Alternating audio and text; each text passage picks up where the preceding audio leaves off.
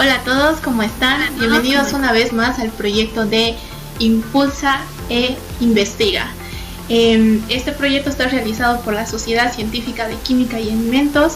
Mi nombre es Etel Decker y en esta ocasión tenemos como invitado al doctor César Pérez. Él nos va a estar hablando más sobre la investigación y sobre los proyectos que él está realizando actualmente. ¿Cómo está, doctor? Bienvenido, un placer tenerlo acá. Háblenos un poquito de usted. Hola, ¿qué tal? Muchas gracias por la invitación. Estoy muy agradecido que me den esta oportunidad para poder contactarme con los estudiantes y con la gente en general de la carrera de Química y Alimentos y lo que es el departamento de Química. Siempre es bueno entrar en contacto, ¿no?, con los investigadores y con los estudiantes y con todas las personas que están interesados en los trabajos que se realizan por las personas en Bolivia.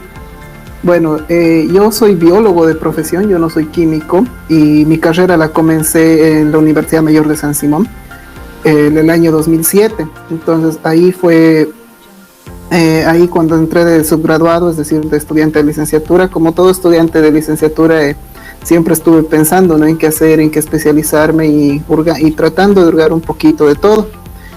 Pude hacer mi tesis de licenciatura en el Centro de Aguas, en el CASA, donde realizamos la primera investigación sobre microorganismos de Uyuni a nivel de comunidad, es decir, a nivel ecosistémico. Durante este trabajo tuve la suerte de conocer al doctor Gary Toranzos, que es muy amigo también boliviano de la gente en el CASA, especialmente de la magíster Mercedes Iriarte, y pude continuar por esto con mis estudios de doctorado en Puerto Rico. Él es profesor allá, el profesor de microbiología ambiental, y como estaba también muy interesado en el tema microbiológico de Uyuni, porque este es un ambiente un poco distinto a lo que hay en el planeta, empezamos a continuar investigando esto a nivel ecosistémico y tratando de ver algunas teorías de ecología, más que todo sobre lo que es la dispersión y la formación de las comunidades microbiológicas en este lugar. Una vez que terminé mi doctorado, que fue continuando lo de Uyuni y también aplicándolo un poquito más a otros ambientes salinos, estuve un tiempo en Bolivia. Posteriormente me salió la oportunidad de hacer el postdoctorado en la Universidad Johns Hopkins en Maryland, y actualmente estoy en el laboratorio de la doctora Jocelyn Di Ruggiero, que también es sobre microorganismos que habitan lugares extremos, pero esta vez es un poquito más hacia el oeste, en nuestro vecino Chile, en el Salar de Atacama, donde se ve mucho, donde también existen estos ambientes, pero tiene unas particularidades muy muy interesantes el Salar de Atacama, que lo hacen comparar con el espacio, y justamente esto está muy muy de moda ahora, ya que han mandado un par de coches a Marte para empezar a recolectar muestras y mandar datos. Y actualmente estoy ahí en Maryland, así tratando de continuar con los experimentos. Wow, la verdad es bastante impresionante la trayectoria académica que ha llegado, ¿no?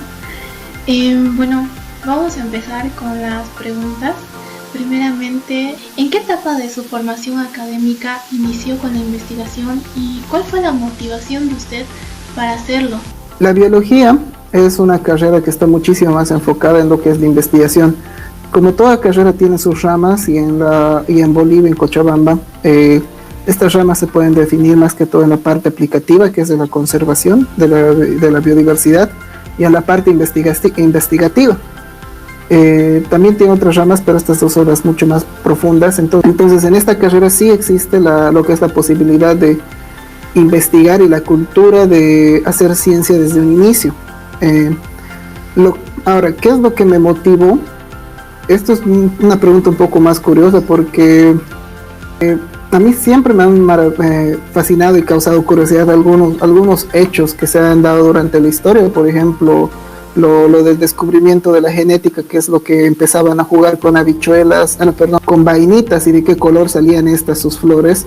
A mí me pareció un hecho muy interesante también ver las tortugas de los Galápagos, todo, y entonces por suerte en mi familia se hablaba de esos temas, ¿no? Entonces ya tenía yo la predisposición de investigar, lo que no sabía en qué carrera.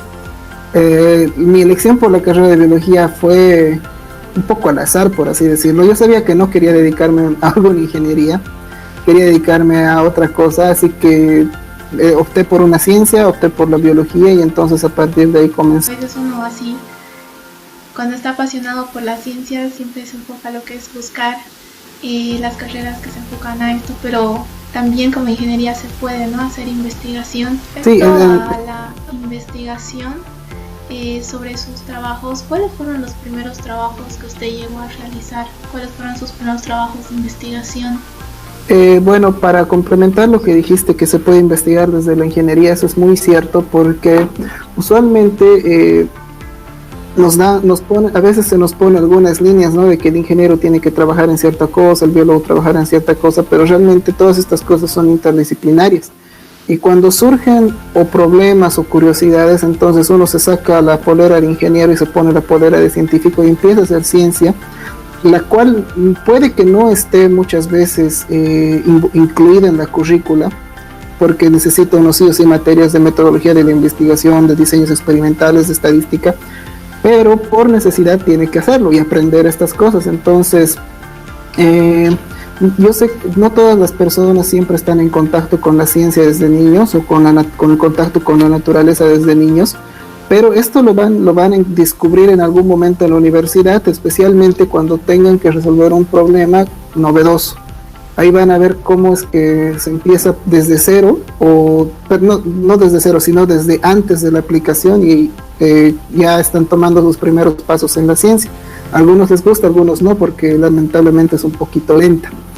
Ahora, respecto a mis trabajos de investigación, primero, digamos que me gustaba en biología, o sea, lo que me dejó maravillado era el mundo de los microorganismos, especialmente las cosas que se hacen en el laboratorio de la microbiología. Y también siempre me han parecido interesantes estos ambientes que se parecen al espacio, como ser los salares, como ser los volcanes, las termas marinas, que son los ambientes extremos y que en Bolivia hay muchos. Así que entré al Centro de Biotecnología, empecé a tener mis primeras destrezas en microbiología, más que todo en cultivar estos organismos que son un poco complicados. Y luego se me dio la oportunidad de entrar al Centro de Aguas y Saneamiento Ambiental por esta tesis que estaba en ese momento para describir el Salar de Uyuni. Y ahí pude ver dos partes, ¿no? Primero, la parte de mi tesis, que es lo de la investigación, mi primera investigación por semi-independiente, por así decirlo, ya que como era la primera vez en Bolivia, también teníamos que empezar a aprender muchas cosas junto con nuestra tutora y mis compañeros de tesis de esa vez. Y por otro lado también pude ver lo que es el análisis de calidad de agua, que eso ya es un lado muchísimo más aplicado de la microbiología. Y eso me introdujo a que los temas de salud también son parte de lo que es el ecosistema, de que es nuestra relación con el ambiente. Y es muy, muy importante no solamente ver la parte teórica, que vendría a ser como lo del Salar de Uyuni, cómo se mueven las bacterias ahí, sino también la parte aplicativa, ya que esta parte aplicativa nos muestra cómo nosotros nos relacionamos con nuestro entorno, qué importancia tenemos, por ejemplo, de tomar agua, de lavarse las manos, de hervir el agua, de lavarse las manos, de lavar las verduras, de no jugar en el río Rocha o en la laguna de Lalay. Así que el mundo de los microorganismos es un mundo muy complejo que va desde los microorganismos haciendo sus cosas en un ambiente hasta el momento en que nosotros entramos en relación con ellos. La verdad sí, es muy interesante, ¿no? Y voy a tomar un pedacito que usted dijo, que es el hecho, ¿no?, de crear un espacio que incluso parece de otro mundo, ¿no?, que tenemos como el Salar de Uyuni. Y hablando sobre sus proyectos, háblenos un poquito de las dificultades que usted llegó a tener en sus primeras investigaciones y cómo usted logró solucionarlas. Una dificultad muy puntual sobre mi investigación ha sido cómo extraer DNA de la sal. ¿Por qué? Porque usualmente cuando uno extrae DNA utiliza una solución salina, que es la que nos permite proteger el DNA cuando una vez salga de la célula de algunos factores biológicos y ambientales que lo pueden degradar. Cuando nosotros trabajábamos en el Salar de Uyuni era meterle más sal al agua con sal, entonces todas nuestras soluciones se arruinaban. Así que eso era un reto. Y ese momento no era tan tan expandido el estudio de los ambientes salinos y hipersalinos, así que eso era una cosa muy puntual. Y por si acaso sigo lidiando con eso porque a pesar de que hay un mayor consenso en cómo se hacen estas cosas, cada ambiente es único y cada ambiente tiene sus propias particularidades y hay que ir resolviendo los problemas. Y eso es una cosa muy interesante.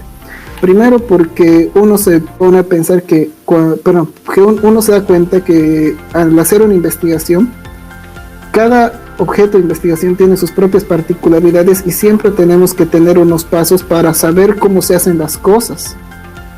Yo me acuerdo de una anécdota que me contaron de una persona que trabajaba con lagartijas, que él me decía que cuando él le salía un nuevo proyecto, sobre trabajar, por ejemplo, con lagartijas de algún bosque, antes de escribir el proyecto, antes de comenzar a hacer los experimentos, lo que hacía era irse al bosque y ver qué hay, ver cómo son las lagartijas, ver qué hacen, dónde están y eso. Y pasa lo mismo en el laboratorio, tanto en microbiología como en química, etcétera. Pasa lo mismo de que antes de comenzar a hacer cualquier cosa, uno tiene que estar haciendo sus pasos de ver cómo funciona el sistema. Y una vez ya tiene esto un poco más claro, ya puede empezar a escribir y a plantear y a formular las ideas.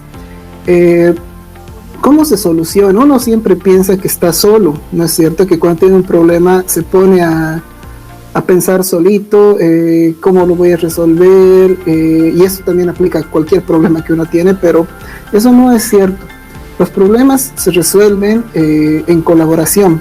Uno sabe que uno tiene que estar bien consciente de que no está solo y de que si tus personas cercanas no saben cómo responderlo, siempre puedes preguntar a alguien que no conozcas. Puedes escribir un email, puedes hacerle una llamada, puedes poner en contacto, y hay gente que es muy muy abierta a ayudar, e incluso a veces con eso se forman las redes laborales y las redes de colaboración donde pueden surgir convenios, etcétera. Así que siempre hay que estar conscientes de que los problemas se resuelven con ayuda de otras personas, y también uno tiene que estar preparado todo el tiempo leyendo y buscando nueva literatura o literatura apropiada para cada problema. La verdad, sí, también no, el manejo del estrés hay que saberlo llevar. Sí, eso también es súper interesante porque no es raro darse una cervecita con los amigos del laboratorio, no es raro ir a comer, no es raro, y tienes mucha razón, no hacer nada también es parte de ser productivo. Continuando con lo que es la entrevista, ¿cómo usted ve la formación académica en Bolivia comparando con el país donde usted está realizando actualmente su investigación? La formación académica en Bolivia es diferente. Es feo decir que la investigación que la universidad o los colegios en Bolivia son peores o son mejores que en algún otro país, porque generalmente las instituciones de cada país responden al medio en el que están funcionando.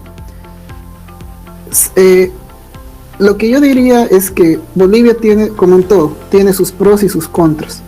Un pro muy muy bueno que veo en Bolivia es esta idea de que la ciencia sirve para resolver problemas de la comunidad. Y hay una forma de trabajar en San Simón donde se traen problemas como los últimos que fueron los de la Laguna Lalay, la contaminación en la Laguna Lalay. Se reúne un equipo multidisciplinario de personas y se los pone ahí a pensar sobre el problema y a formular proyectos para resolverlo. Esa es una forma única de trabajar prácticamente en el mundo. Es muy raro encontrar universidades que hacen esto, y eso se formula en Bolivia a partir de la idea de que la ciencia sirve para eso. Pero todo tiene también su contra. Esta no puede ser la única forma de trabajar. ¿Por qué? Porque cuando uno deja de hacer teoría, cuando uno deja de hacer ciencia pura y dura o conocimiento puro y duro, no solamente de lo que es la biología, física, química, sino también de otras áreas como las humanidades o como la psicología, etcétera, el desarrollo no es completo. Es como si estuviéramos empezando a caminar con un solo pie y luego a entender que necesitamos los dos para poder caminar. Esto lo vi particularmente en lo que es el análisis de calidad microbiológica del agua. ¿Por qué? Porque ahí tenemos un componente científico, un componente teórico, que es la ecología de los microorganismos en el ambiente, qué microorganismos pueden sobrevivir en el ambiente, cuáles no son parte de este, etcétera.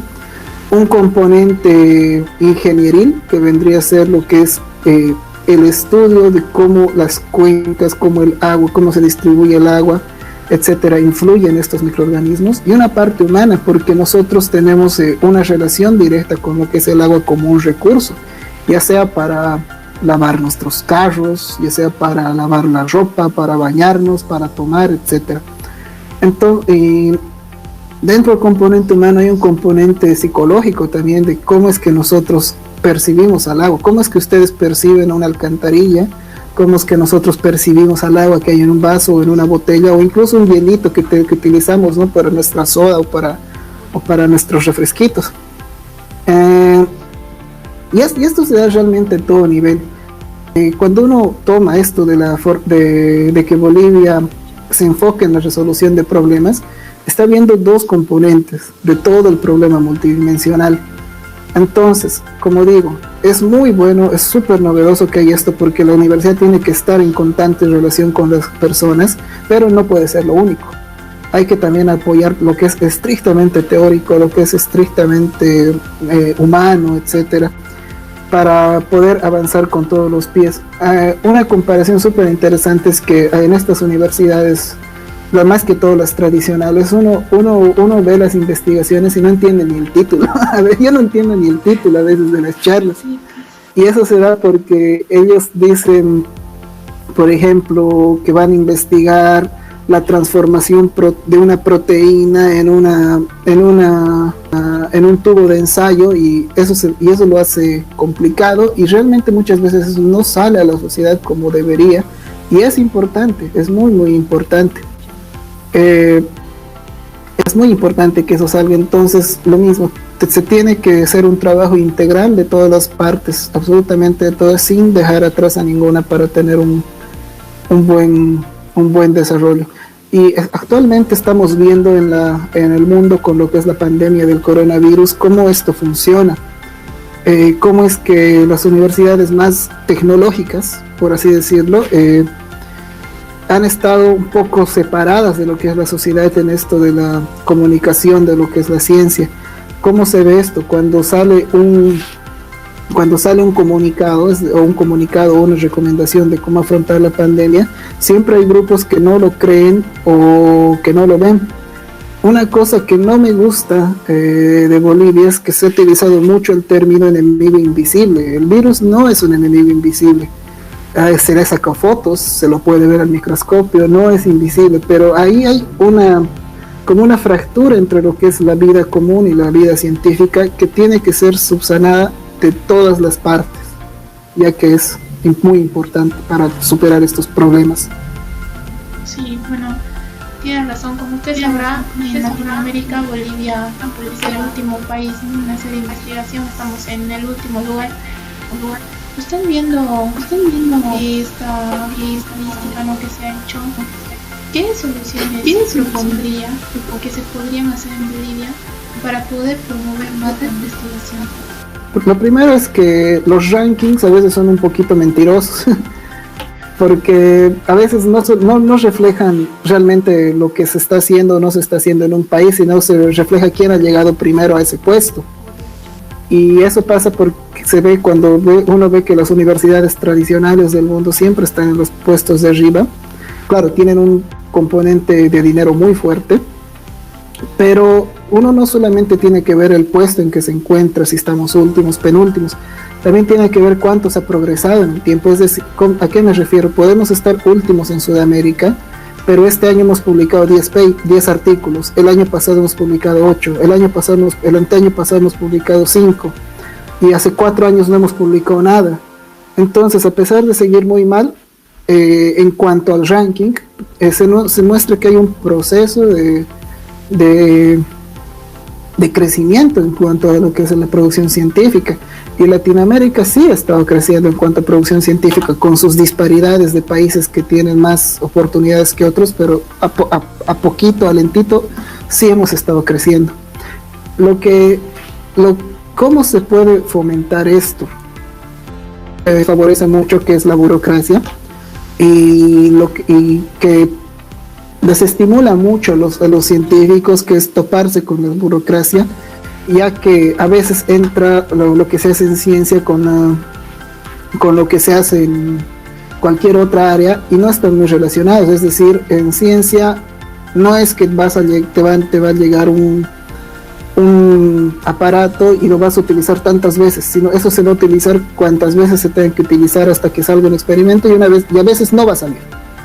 Entonces se tiene que desligar un poquito la burocracia de la ciencia. Por un lado, se tiene que facilitar lo que son las compras de equipos y reactivos, porque lastimosamente muchos procedimientos son carísimos, son muy caros, los equipos son muy caros y tardan en llegar. Entonces eso también se tiene que facilitar, no desregularizar, sino facilitar mediante procedimientos abreviados para científicos. Y lo más importante es crear un consejo de ciencias o un ministerio de ciencia y tecnología que tenga un dinero aparte y concursable para que los investigadores concursen por ese dinero. Entonces eso sirve también de alivio a las instituciones, ya que, por ejemplo, la universidad no solamente se está preocupando de pagar salarios, sino también de pagar la investigación. Y si uno pone esas dos cosas en la balanza, uno va a priorizar los salarios, porque es la parte de la funcionalidad de la institución. Si existe un fondo externo concursable, administrado anualmente y regulado y con todas las observaciones y fiscalizaciones, se libera tanto a la institución de la carga del precio científico y se mejora la calidad, ya que para obtener estos fondos se tiene que competir con otras personas y otros grupos, perdón. Sí, estoy totalmente de acuerdo con usted.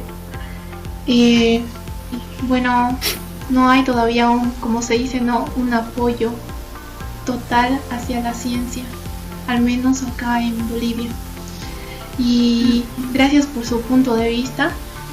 Continuando, cuéntenos un poquito sobre los proyectos más relevantes que ha tenido usted en su vida académica y cómo estos proyectos influyeron en sí en la formación, en el camino que usted quería ir. Bueno, los proyectos más relevantes que he tenido siempre ha estado relacionado con la ecología de ambientes salinos e hipersalinos.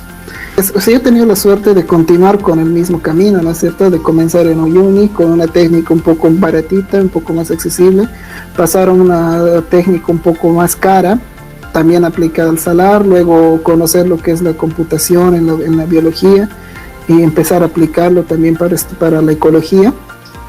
Y actualmente sigo en lo que son ambientes extremos, solamente que he cambiado Uyuni por Atacama.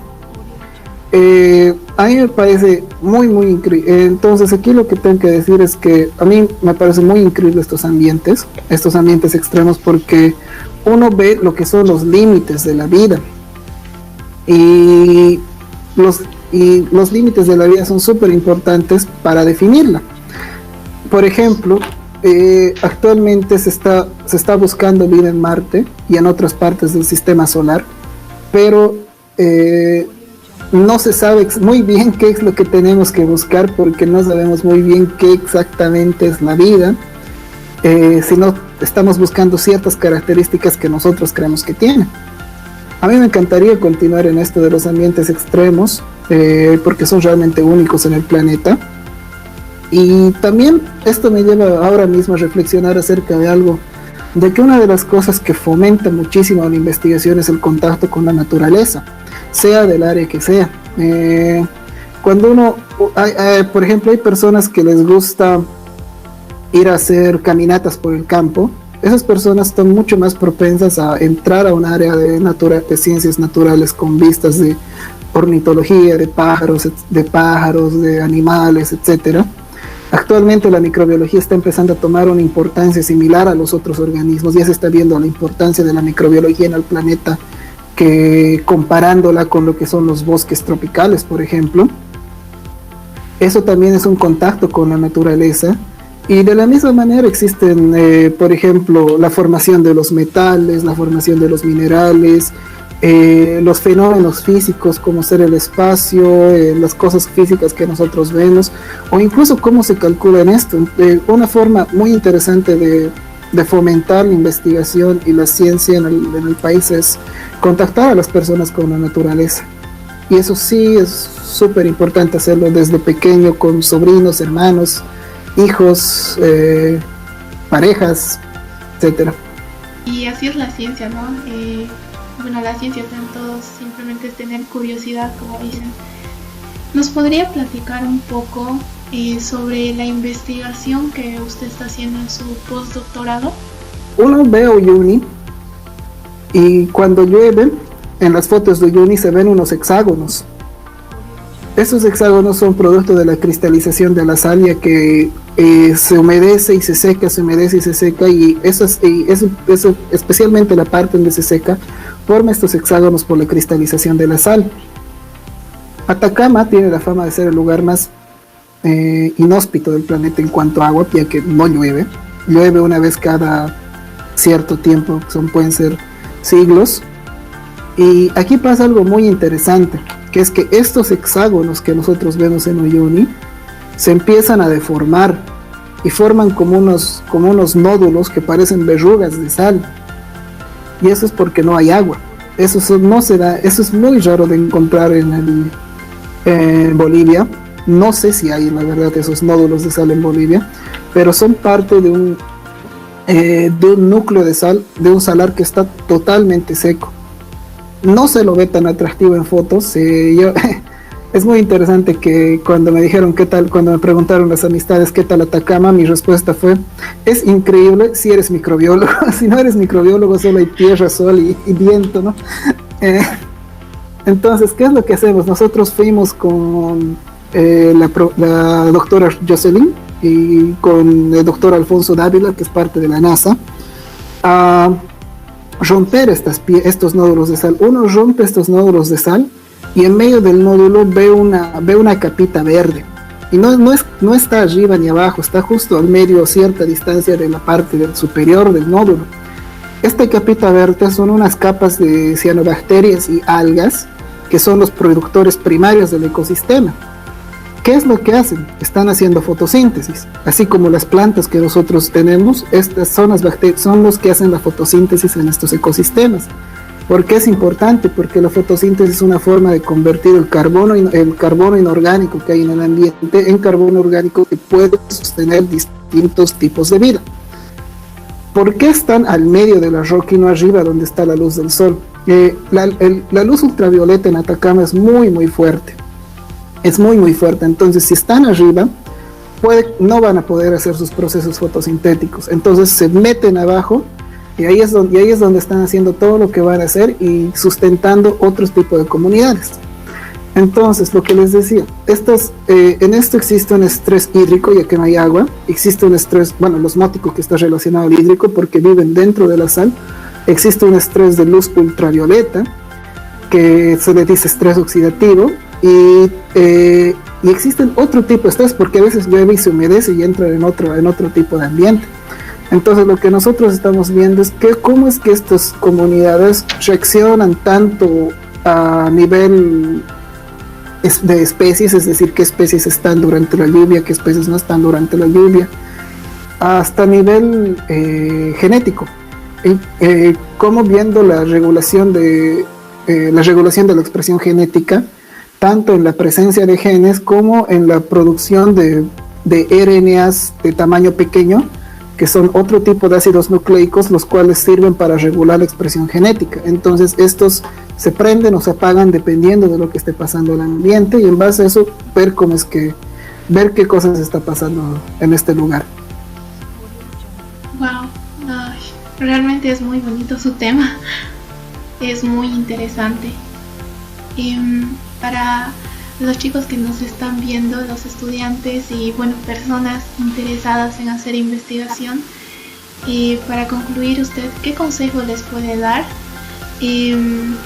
o digamos que quieren empezar a hacer investigación o quieren realizar una investigación científica, ¿usted cómo les aconsejaría a estas personas empezar? Primero, siempre para la investigación científica es ser pasional por esta, y eso es algo muy difícil de encontrar en cualquier sociedad, en cualquier parte del mundo. No mucha gente está muy interesada por la investigación pura, pero lo que yo les recomendaría es no quiten su contacto de la naturaleza, es decir, siempre estén en contacto con los bosques, con los ecosistemas acuáticos, con los animales, con las plantas, con los microorganismos, que si ustedes empiezan a meter a los microorganismos van a ver cosas increíbles que otros seres vivos no hacen. Y eso es desde el punto de vista de la biología. Igual en la química, no pierdan de vista que lo que son las rocas, la formación de los elementos, los átomos, cómo es que evoluciona la Tierra, o cómo son los fenómenos de la astronomía, etcétera. Nunca pierdan ese contacto con la naturaleza, sea la parte de la naturaleza que a ustedes les interesa, incluso la naturaleza humana, ¿no es cierto? Ese sería mi primer consejo. Mi segundo consejo es que sepan siempre que para resolver problemas no están solos. La investigación es lenta, eso sí es algo cierto en todo el mundo. La investigación es lenta, pero cada vez está siendo más rápida gracias a lo que es la computación científica y a los grupos de colaboración que ya están empezando a tomar una importancia internacional en el sentido de políticas de países, donde los mismos países fomentan la colaboración científica entre ellos. Eso sí, en Bolivia no nos tenemos que quedar atrás, nos tenemos que empezar a meter a los otros países de Sudamérica en investigación científica con colaboraciones que tengan que ver con el Estado boliviano, no solamente entre grupos de científicos. Y en tercer lugar, disfrútenlo. Lo más importante de hacer ciencia es disfrutar lo que te guste, lo que haces, que una vez encuentra ese pedacito del universo que le apasiona, va a empezar a indagar, a leer. Y a veces parece un juego y a veces parece una tortura, pero es parte de todo este proceso científico. Y lean. Lo importante es leer mucho, siempre tienen que leer. Muchas gracias, doctor. Gracias por estar aquí, por ser una inspiración para estudiantes y también profesionales que quieran empezar en esto que es el mundo de la ciencia y la investigación. Muchas gracias. Gracias a ustedes por visualizarnos. Hasta una nueva oportunidad. Gracias, doctor. Gracias.